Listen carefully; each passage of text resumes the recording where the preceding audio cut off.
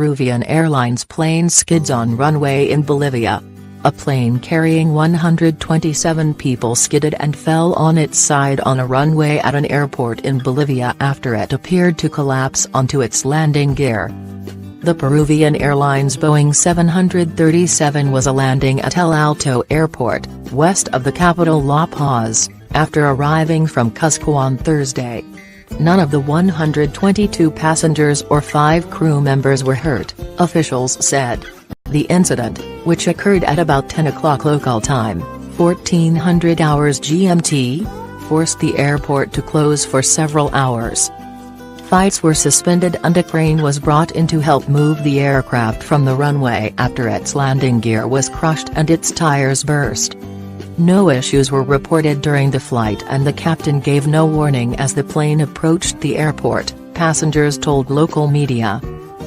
The cause of the accident is not yet known and is being investigated, Peruvian Airlines later said in a statement.